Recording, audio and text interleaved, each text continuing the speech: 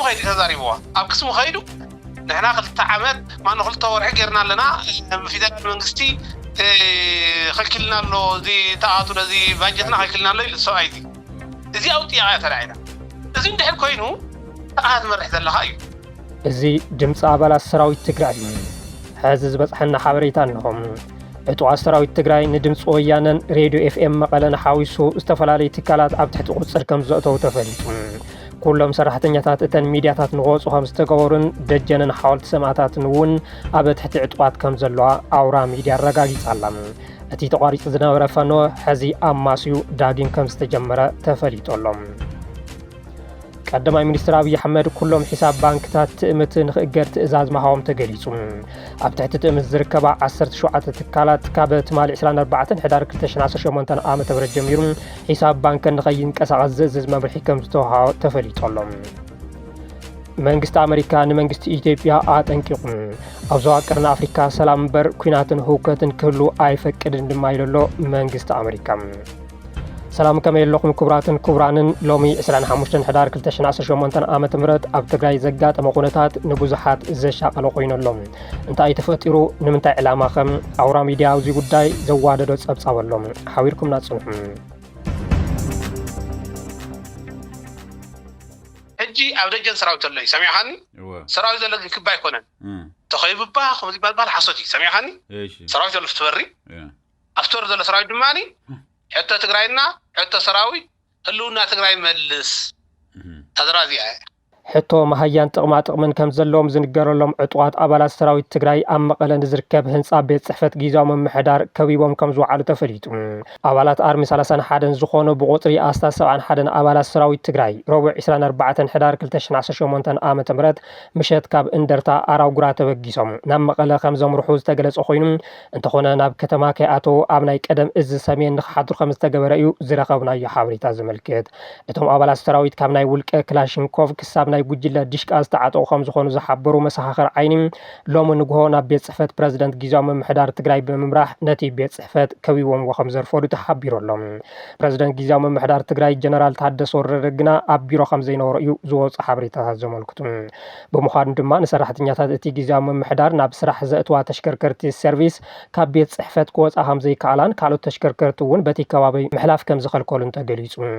ኣዘዝቲ ሰራዊት ኣርሚ 31 ነቲ ኩነታት ንምህዳእ ከዘራርብዎም ከም ዝፈተኑ እኳ እንተተገለጸ ላዕለዎት ሰበስልጣን መጽኦም ከዘራርቡና ኣለዎም ብምባል ፍቃደኛታት ከም ዘይኮኑን ንውሕ ዝበሉ ሰዓታት ድሽቃታት እንተይተረፈ ተኺሎም ሰብ ኣብ ስግኣት ንኽኣቱ ከም ዝገበሩ ነበርቲ ይዛረቡ ድሕሪ ዝተወሰኑ ሰዓታት ንቢሮ ሓላፊ ሰላምን ጸጥታን ትግራይ ጀነራል ፍስሓ ኪዳኑ ፍስሓ ማንጁስ ሓዊሱ ካልኦት ኣመራርሓቲ ጊዜያዊ ምምሕዳር ከም ዘዘራረብዎምን ተራዳዲኦም ናብ ቦታኦም ንኽምለሱ ከም ዝተገበረን እናተገለጸ እዩ እቶም ንዝሓለፉ ክልተ ወርሕ መሃያ ከም ዘይተኸፈሎም ዝገለጹ ኣባላት ሰራዊት ሕቶኦም መሃያን ጥቕማጥቕምን ከም ዝኾነ እኳ እንተገለጹ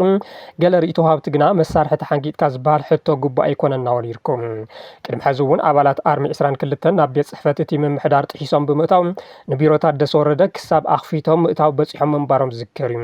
ካብዚ እዋን ጀሚሩ መንገድታት ብምዕፃው ንሰሙናት ዝቐጸለ ሰልፊ ኣባላት ሰራዊት ትግራይ ሕቶኦም ግቡእ ምዃኑ ተኣሚኑ ካቢነ ጊዜያዊ ምምሕዳር ትግራይ ደንቢ መሃያን ጥቕማጥቕምን ምጽዳቑ ይዝከር እንተኾነ ዝጸደቐ ደንቢ መምርሒ ወፂኡሉ ናብ ተግባር ከም ዘይተሰጋገረ እዩ ዝግለጽ በዚ እውን ብፍላይ ንዝሓለፉ ክልተ ወርሕ መሃያ ኣይተኸፈለልናን ዝተኣተወልና ቃል ኣይተተግበረን ብምባል ቁጥዖም ዘስምዑቶም ኣባላት ሎሚ ናብ እቲ ቤት ጽሕፈት ፕረዚደንት ብምኽያድ ሕቶኦም ኣቕሪቦም ኣሎም እቶም ክልተ ዲሽቃን 3 ብሬንን ሓዊሱ ነብሲ ወከፍ ክላሽን ከም ዝተዓጠቑ ዝተነገረሎም ኣባላት ሰራዊት ኣርሚ 31 ብዘይፍላጥ ላዕሎት ኣዘዝቲ ዝፈጸምዎ ኣይኮነን ብምባል ብዙሓት ርእይቶም ይህበሎም ገለ ተጋሩ ድማ መፈንቅለ መንግስቲ ንምግባር እዩ ነይሩ ዕላምኦም ብምባል ነቲ ዝተፈጠረ ኩነታት የባርዕዎ ኣሎም ምስ ደጋዊ ሓይሊ ብምትእሳር እውን ሻዕብያ ምስ ቤት ጽሕፈት ሕወሓት ተናዊቡ ብሓድሽ መልክዕ ናይ ፖለቲካ ሚሊተሪ ሕጽቦ ንምግባር ምንቅስቓስ ጀሚሩ ክብሉ ተሰሚዖም እዮም ወዲ ወረደ ግን ታኽስታይ ያው እስካብ ሕጂ ታመልሰ ይሃበን መልሰ ግን ይጽበ ሕጂ እዚ ሕቶ ዚን ወዲ ወረደ ብቻ ኣይኮነን ኩላት ኣብ ትግራይ ትመርሕ ዘላ ኣካል ብሽም ወዲ ወረደ ስለ ዝመርሕ ተባሂሉ እምበሪ ንኹላ ትምልከት በቲ በለበቲ ግና ኩነታት ማሕበረ ቁጠባውን ፖለቲካውን ትግራይ ካብ ዝገደደ ናብ ዝኸፍአ የምርሕ ከም ዘሎ ብዙሓት ስግኣቶም ይገልጹ ኣለዉ። ሕዚ ዝረኸብናዮ ሓበሬታ ከም ዘመልክቶ ድማ ቤት ጽሕፈት ድምፂ ወያነ ሬድዮ ኤፍኤም መቐለን ደጀን ቢሮን ሓወልቲ ሰማዕታትን ብዕጡቓት ከም ዝተተሓዘ ኣውራ ሚድያ ብኣካል ኣረጋጊጻ ኣላ። ኣብ ሓወልቲ ሰማዕታት ዲሽቃ ዝተተኮሰ ኮይኑ ሰራሕተኛታት ድምፂ ወያነን ሬድዮ ኤፍኤም መቐለን ብዕጡቓት ካብ ቢሮኦም ንኸውፁ ከም ዝተገበሩ ተፈሊጡ ኣሎ።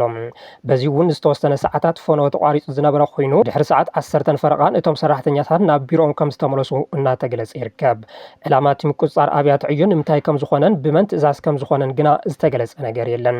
ይኹን እምበር ፕረዚደንት ታደሰ ወረደ ንኽልተ ዋርሕ ዝተቋረፀ መሃያ ሰራሕተኛታት ኣብ በዓል ሕዳር ጽዮን ከይዶም ዕላዊ ምግባሮም ንብዙሓት ከም ዘቆጥዕን ኣብቲ ናይ ሎሚ ዝተገበረ ዘተ እውን ጀነራል ታደሰ ወረደ እዚ ንምንታይ ሓዊኦም ወኸም ዝጸንሑን እዚ እንተዘይፈቲሖም ድማ ካብ ስልጣኖም ክወርዱ ከም ዘለዎምን ዘመላኽቱ ርእይቶታት ከም ዝተውሃቦ ንምፍላጥ ተኻኢሉሎም። ፕረዚደንት ታደሰ ወረደ ሕቶታት ትግራይ ዘይምልሱ እንተኾይኖም ካብ ስልጣኖም ክለቁ ከም ዘለዎም እናተገለጸ እንትትከውን ቀንዲ ትካላት ብሰራዊት ከም ዝተተሓዘ እናተገለጸ እዩ። ኣብ ቢሮ እኒሄ ዝበሃል ዘሎ ግን ብዝኾነ ግን ብካሊእ መንገዲ ክወፅእ ይኽእልን ኣየርፖርት ክወፅእ ተኢሉ ክወፅእ ይኽእል ኩሉ ተታሒዙ ቀዳማይ ሚኒስትር ኣብይ ኣሕመድ ኩሎም ሒሳብ ባንኪ ትእምት ንኽእገድ ትእዛዝ ማህቦም ተገሊጹ። ኣብ ትሕቲ ትእምት ዝርከባ 17 ትካላት ካብቲ ማል 24 ሕዳር 2018 ዓ.ም ጀሚሩ ሒሳብ ባንክን ንኸይንቀሳቐስ ዘእዝዝ መምርሒ ከም ዝተዋህቦ ተፈሊጡ ኣሎ። ምክንያት መእገድን ግና ዛጊድ ዝተባሃለ ነገር የለን። ልሳናት እቲ ስርዓት እውን ኣብዚ ጉዳይ ሓበሬታ ኣየውፅአን። ኢትዮ ፎረም ከም ዝፀብፀቦ እንተኾይኑ ግና እቲ ውሳነ ኣካል እቲ ንትግራይ ብቁጠባ ናይ ምድኻም ስትራቴጂ ክኸውን ከም ዝኽእል እዩ ዝሕብር። መንግስቲ ኢትዮጵያ ቅድሚ 3 ዓመታት ውዕሊ ሰላም እኳ እንተፈረመ ኣብ ልዕሊ ትግራይ ዝፍጽሞም በደላት ብዝተፈላለየ መልክዑ ምስ ቀጸለ እዩ። እቲ ዝዓበየ በደል ነቲ ኩናት መበገስ ዘይኮነ ግዝኣት ትግራይ ቆሪሱ ብምውሳድ ሚልዮናት ተመዛበልቲ ንኸይምለሱ ምግባር እንትትከውን ንነዳዲ ሓዊሱ መሰረታዊ ሸቐጣት ናብ ትግራይ ንኽይኣቱ ምትእውጓል ምኽልካል ድማ ካሊእ ተጠቃሲ እዩ። ካብ ቀረባ እዋን ጀሚሩ ድማ በጀት ብምኽልካል ቁጠባ ትግራይ ብምድኻምን ህዝቢ ትግራይ ብጥሜትን ድኽነትን ርእሱ ኣድኒኑ ንኽስኮን ንምግባር ከም ዝኾነ እናተገለጸ ይርከብ። መንግስቲ ፌደራል በጀት ትግራይ ምልኣኽ ካብ ዘቋርጽ ጸንሐ እኳ እንተኾነ ጊዜያዊ ምምሕዳር ትግራይ ግና ኣብ ዝሓለፈ ሰሙን ናይ 2 ወርሒ በጀት ኣይተለኣኸን ምባሉ ዝዝከር እዩ። ሕዚ ድማ እቲ ስርዓት ዓንዲ ሕቆ ቁጠባ ትግራይ ከም ዝኾና ዝንገረለን ትካላት ትእምት ዘለዎን ሃፍቲ ንኸይንቀሳቐስ ከም ዝገበረ እናተገለጸ እዩ። ስርዓት ብልጽግና ኣብ መላእ ኢትዮጵያ ዝነበራ ትካላት ትእምት ወራር ጆኖሳይድ 2013 ዓ.ም ምስ ተጀመረ ሽዑ ነይሩ ዘለዎን ሃፍቲ ንኸይንቀሳቐስ ዝገበረ። እዚ ዘይፍትሐ ውሳነ ግና ኣብ ምእጋድ ጥራሕ ኣየብቅዕን። ኣብ ትግራይ ዝርከባ ኩለን ትካላት ትእምት ብድሮንን ከበተ ጽዋረን ንኸዓንያ ዝተረፋ ድማ ብሰራዊት ኤርትራ ተነቒለን ንኽወሰዳ ፈቒዱ እዩ። ካብዚ ብተወሳኺ ትካላት ትእምት ኮመርሻል ኖሚኒስ ብዝተባሃለ በዓል ሓደራ ትካል ንኽመሓደራ ብምግባር ን30 ዓመታት ዘፍረዮ ሃፍተን ተበዝቢዙ መዕደገ ጽዋርን መሳርሒ ፖለቲካ ብልጽግና ንኽኾና ተገይረን እየን። ብድሕሪ ውዕሊ ሰላም ፕሪቶርያ ኣብ ወርሒ ሓምለ 2015 ዓ.ም ትካላት ትእምት ናብ ትግራይ ንኽምለሳ ቤት ፍርዲ እንተወሰነ ግና ብዘይ ዝኾነ ይኹን ኦዲት ነይሩ። ኮመርሻል ኖሚኒስ እንትርከበን ክንደይ ሃፍቲ ነይርዎን እንተረክበን ክንደይ ነይርዎን ዝብል ብኦዲት ከይተረጋገጸ ናብ ትግራይ ከም ዝተመለሳ ተገሊጹ እዩ። መራሕቲ ትግራይ ድማ ነቲ ብመንግስቲ ኢትዮጵያ ከም ዝተወረሰ ዝንገረሉ 70 ቢልዮን ቅርሺ ከይሓተቱ ትእምት መን የመሓድሮ ኣብ ዝብል ሓሸውየ ኣትዮም ንዝሓለፉ 3 ዓመታት ክዋጠጡ ምጽንሖም ዝፍለጥ ኮይኑ ድሕሪ ጉባኤ ሕወሓት ካሊእ ሓድሽ ቦርድ ተጣይሹ ምስቲ ነባር ኣብ ምክሳስ ምእታው ዝዝከር እዩ። ሕወሓት ነቲ ብእኒ ቴዎድሮስ ሓጎስን ተኽለወይና ኣሰፋን ዝምራሕ ዝነበረ ነባር ቦርድ ብእኒ ዶክተር ኣዲስ ኣለም ባሌማን ዶክተር ኣብርሃም ተኸስተን ብምትካም ክሳብ ፍርዲ ቤት ዝበጽሐ ምስሓብ ከካይዱ ምጽንሖም ዝፍለጥ እዩ። ሕወሓት ትካላት ትእምት ሕዚ ኣብ ኢደይ እተየን ኣብ ዝበለሉ እዋን ድማ ስርዓት ብልጽግና ሒሳብ ባንክን ከም ዝኣገዶ ተገሊጹ ኣሎ። ኣብዚ ውሳነ መልኪቱ ሕወሓት ኮነ መንግስቲ ፌደራል ዛጊድ ዝበርዎ ነገር የለን።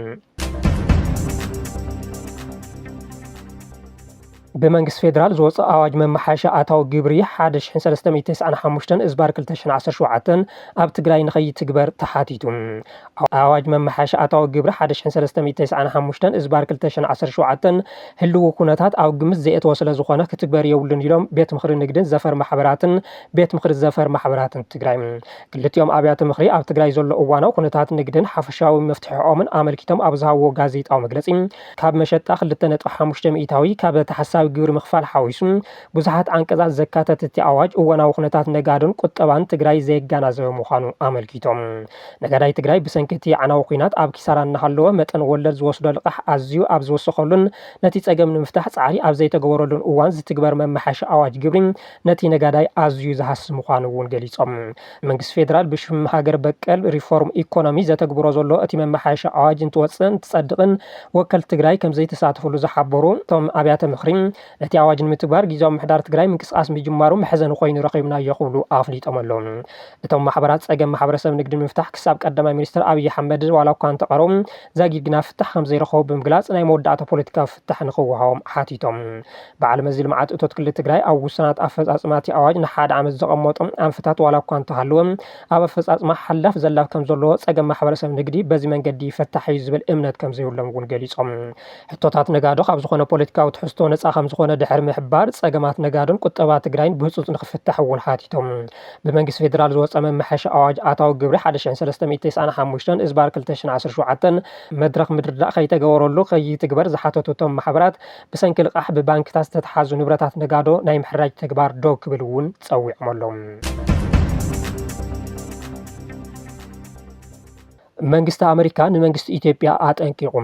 ኣብ ዞባ ቀርኒ ኣፍሪካ ሰላም እምበር ኩናትን ህውከትን ክህሉ ኣይፈቅድን ድማ ኢሉ መንግስቲ ኣሜሪካ ሚኒስትር ጉዳያት ወፃኢ ኣሜሪካ ማርኮ ሩቢዮ ምስ ቀዳማይ ሚኒስትር ኣብይ ኣሕመድ ብስልኪ ከም ዝተዘራረቡ ሚኒስትር ጉዳያት ወፃኢ ኣሜሪካ ዕላው ገይሮሎም ሚኒስትር ጉዳያት ወፃኢ ኣሜሪካ ኣብ ዘውፅኦ ሓፂር ጽሑፍ ማርኮ ሩቢዮ ኣብ ጉዳይ ሰላምን ድሕነትን ቀርኒ ኣፍሪካ ኢትዮጵያን ኣሜሪካን ሓቢረን ንምስራሕ ዘኽእለን ዘተ ኣካይዶም ብምባል ገሊጹ እዩ ይኹን እምበር ድሒሮም ዝወፁ ሓበሬታታት ከም ዘመልክትዎ ማርኮ ሩቢዮ ኣብይ ኣሕመድ ሓውሲ መጠንቀቕቲ ሓዘል መልእኽቲ ከም ዘሕለፉሎም እዩ ኣሜሪካ ኣብ የመን ዘሎ ዘይተረጋጋዕ ቅልውላው ከይኣክል ኣብቲ ዞባ ካሊእ ኩናትን ዕግርግር ንኽህሉ ኣይትፈቅድን በዚ እውን ዓሪፍኩም ተቐመጡ ዝብል መልእኽቲ ማርኮ ሩቢዮ እዩ ኣሜሪካ ኢትዮጵያን ኤርትራን ናብ ኩናት እንተኣትየን ኣብ ዞባ ቀርኒ ኣፍሪካ ብፍላይ ድማ ቀይሕ ባሕሪ ኣብ ልዕሊ ሃገራዊ ረብሓ ዘንጸላልዎ ሓደጋ ከጋጥማ ከም ዝኽእል እያ ትገልጽ በዚ እውን ኤርትራን ኢትዮጵያን ናብ ኩናት ንኸይኣትዋ ብተደጋጋሚ እናተሓሳሰበት ትርከብ እቲ ናይ ትማሊ ናይ ኣብይ ኣሕመድን ማርኮ ሩቢዮን ናይ ስልኪ ዘተ ብቐንዱ ኣብዚ ዝጠመተ ከም ዝኾነ እዩ ፍልፍላት ዝገልጹ ብምዃኑ ኣሜሪካን ኢትዮጵያን ኣብቲ ዞባ ሰላም ምርግዓን ብሓባር ንኽዕስላ ሓቢረን ፀረ ረዓድን ንኽቃለሳን ዝተዘራረቡ ክልቲኦም መራሕቲ ኩናት ግና ዘይሕሰብ ምዃኑ ኣሜሪካ ጠንቂቓላ እዚ እንተኾይኑ ምስ ሻዕብያ ሸምጉልኒ ዋላ በሪ ባሕሪ ኣይሳኻዕ ናብ ዝነበረና ርክብ ንምምላስ ዕረቁና ዝብል ድማ ካብ ብልፅግና ዝተሰምዐ ምሕፅንታ ኮይኑሎም እዚ ከምዚ ኢሉ እናሃለወ መንግስቲ ኤርትራ ቅድሚ 7 ዓመት ምስ መንግስቲ ኢትዮጵያ ኣብ ኣስመራን ጅዳን ዝተፈራረምክዎ ውዕሊ ብዛዕባ ዓሰብ ኣይካተተን ክብል ገሊጾሎም ኣብ አዲስ አበባ ተፀዋዓ መንግስቲ ኤርትራ ሕብረት ኣፍሪካ ቢንያም በርሀ ኣብ ገጽ ትዊተር ኣብ ዘሕለፎ መልእኽቲ ኤርትራን ኢትዮጵያን ኣዋጅ ኣስመራ ከም ኣቆጻጽራ ኣውሮፓ 9 ሐምለ 2018 ስምምዕ ጅዳ ድማ 16 መስከረም 2018 ፈሪመንየን ብምባል ትሕዝቶ እቲ ፌርማ ዝበልዎ ዕላው ገይሮም ኣለዉ በዚ እውን ኣብ ኣስመራ ኣብ ስምምዕ ዝተበጽሐሎም ዝበልዎም 5 ነጥብታት ዘቐመጡ ኮይኖም ኣብ መንጎ ኢትዮጵያን ኤርትራን ዝነበረ ኩናት ኣብቅዩ ሓድሽ ናይ ሰላም ዘመን ንኽመጽእ ክሰርሓ ክልቲኦም መንግስታት ኣብ ማሕበረ ቁጠባዊ ፖለቲካውን ድሕነትን ብምትሕባር ንኽሰርሑ መጓዓዝያ ንግድን ቴሌኮሙኒኬሽን ዳግም ንኽጅምርን ዲፕሎማስያዊ ርክብ ንኽፍጠርን ኣብ ኣልጀርስ ዝተፈረመ ውዕል ዶብ ንኽትግበርን ዝብል ከም ዝነበረ ሓቢሮም ኣሎም ስለዝኾነ ኣብ ጅዳ ኾነ ኣብ ኣስመራ ኣብ ዝነበረ ስምምዕ ብዛዕባ ወደብ ዓሰብ ከም ዘይተኻተተ ገሊፆም ቀዳማይ ሚኒስትር ኣብይ ኣሕመድ ግና ኣብ ፓርላማ እቲ ቀንዲ ስምምዕና ዓሰብ ዝብል ነይሩ ምባሎም ዝዝክር እዩ